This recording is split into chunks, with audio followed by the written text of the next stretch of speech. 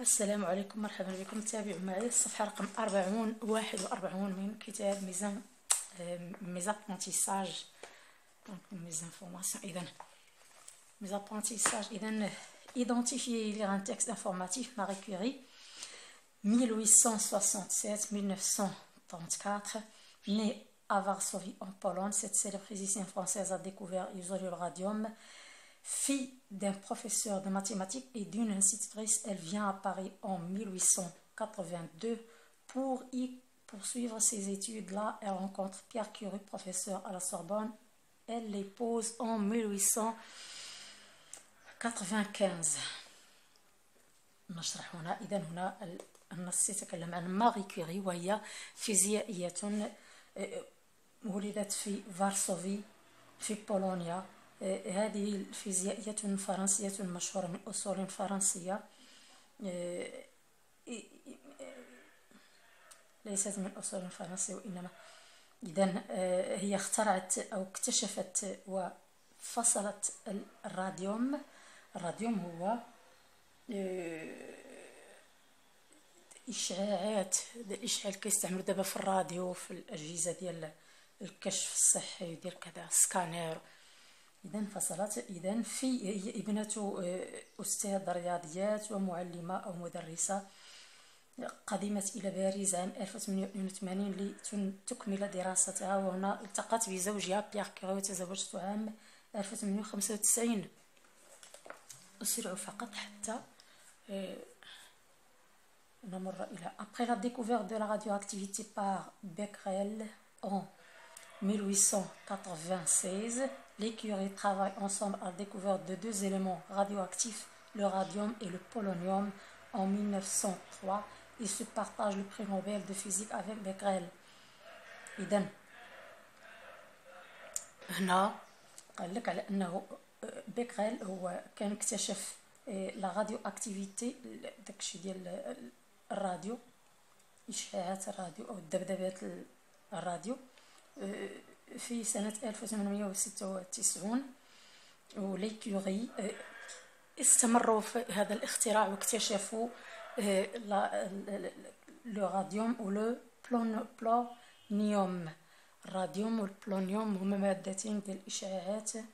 في سنة 1903 تقاسموا مع بيكغيل لو بري نوبل، كان غادي يفوز فيه ولكن تقاسماه معه. إذن Son mari meurt d'un accident de la circulation en 1906. En lui laissant deux filles, elle prend alors sa place à la Sorbonne comme professeure de physique. C'est la première fois qu'une femme occupe un tel poste. En 1910, elle réussit à isoler totalement le radium. Elle reçoit alors le prix Nobel de chimie en 1911. Le radium auprès duquel elle vit tant d'années a malheureusement raison de sa santé. Très malade, elle s'éteint à l'âge de 67 ans. إذن زوجها توفي في حادثة سير عام 1906 وترك لها فتاتين، وهي أيضا أخذت مكانه في الكلية كأستاذة أو كمدرسة لي في السوربون في مادة الفيزياء. وهذه أول مرة تشتغل فيها امرأة بهذا المنصب، كان فقط للرجال. إذن في سنة 1910 نجحت في فصل أشعة الراديوم بالكلية وفصلتها عن باقي الإشعاعات. إذن فحازت بذلك على جائزة نوبل عام 1911. إذن هذا فصل هذا الراديوم أدى إلى وفاتها. كيف ذلك؟ لأنه كما نعلم هي إشعاعات مضرة، يعني فهذه الإشعاعات أعطتها صدمات لجسدها، وهي لم تكن تعلم ذلك أيضا في ذلك الوقت، فقط لأنها قامت بفصلها، وربما أنها كانت تعلم، الله أعلم، يعني لم تكن تعلم بآثاره الصحية عليها. إذن فتوفيت عن سن 67 عاما. نمر إلى J'observe et je découvre. Observe le titre de la photo de qui va parler le texte. Le texte va parler de Marie Curie. إذن ننظر إلى الصورة لنعرف عمن يتحدث النص ماري كوري. De qui s'agit-il? Il s'agit de Marie Curie. Le titre ou bien le texte va parler d'une physicienne, d'une savante. De qui s'agit-il? Il s'agit de Marie Curie. Que peuvent représenter les nombres entre parenthèses dans le titre? Ce sont des dates. Ce sont des dates de naissance, de mariage, de prix Nobel, de إذن ماذا تمثل التواريخ التي بين قوسين الأرقام التي كانت بين قوسين ذكرناها. De combien de parties ce texte est-il composé؟ هذا مركب من 3 فقرات.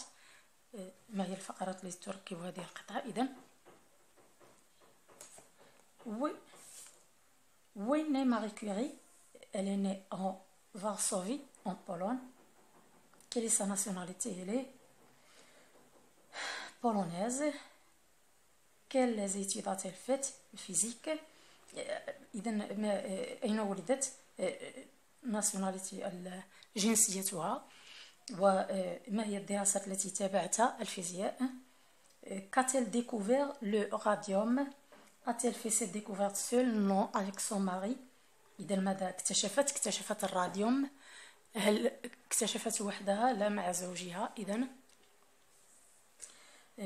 de quoi son mari est-il mort؟ إذا بماذا توفي زوجها؟ توفي بحادثة سير. Son mari est mort à cause d'un accident de circulation. Quand elle a reçu le prix Nobel de chimie، إذا متى أخذت جائزة نوبل في الشيمي؟ en 1911. 1911 فازت بجائزة نوبل هي وحدها. À cause de quoi est-elle morte? À cause du radium. Qui est Pierre Curie? C'est son mari. إذن Julie répond aux questions. Qui est Marie Curie? C'est une savante physicienne. Quel sport occupe-t-elle après la mort de son mari? Professeur de physique. يعني هنا من هي ماري كوري؟ قلنا فيزيائية وعالمة. هنا احتلت المنصب الذي احتلته بعد وفاة زوجها، منصبها أستاذ في فيزياء. شوازي 3 دات، اخترنا 3 تواريخ، 3 سنوات من هنا، وذكرنا ماذا تمثل. Qu'a-t-elle réussi à isoler totalement le radium؟ إذا ماذا فصلت بطريقة كيميائية le radium؟ Souligne ce qui est vrai. Parmi ces propositions, ce texte donne des informations sur une personne, raconte une histoire imaginaire, explique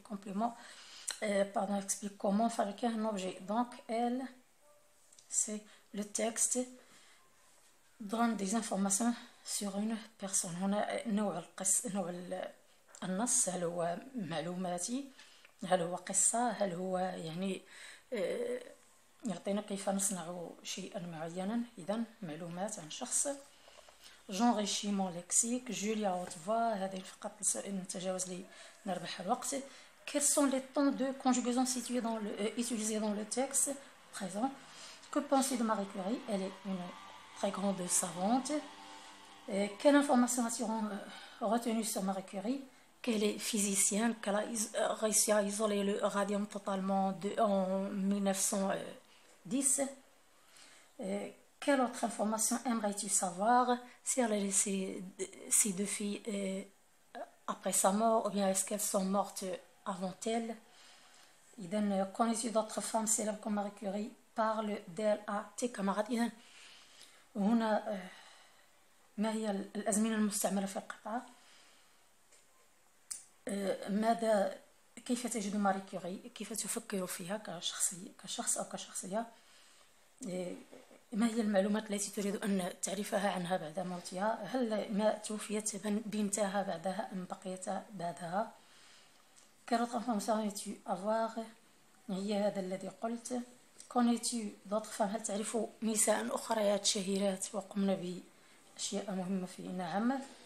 إذن وأعطيكم، لهذا كنت أسرع حتى لا تمتلئ ذاكرة الهاتف. إذن هنا إنجاز الصفحة رقم 38. أكبر إنجاز الصفحة رقم 38. وهنا 39. عفوا اعذروني، هذا فقط، هذا 38 39 فقط. أوقفوا الفيديو، أوقفوا الفيديو يعني. وديالوج، كان هنالك ديالوج من المحتمل أن يقوم به الأستاذ مع التلاميذ، هو هذا يعني. أوقفوا الفيديو واكتبوا هذا الديالوج وخذوه يعني. هذا هو الديالوج الذي يتحدث عن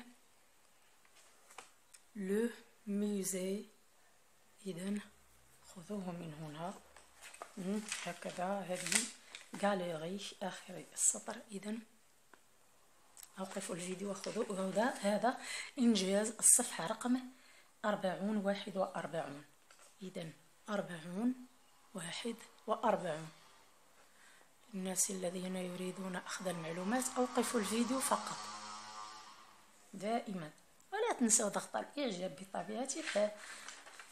خدمتي تفاعل معنا وديروا ليها شير لاشين باش تمشي لنا لدى أناس آخرين. كما وحدة محتاجة تعاون ولدها تساعدو تقدم ليه باش يجيب نقطة، راه هادشي صحيح 100%.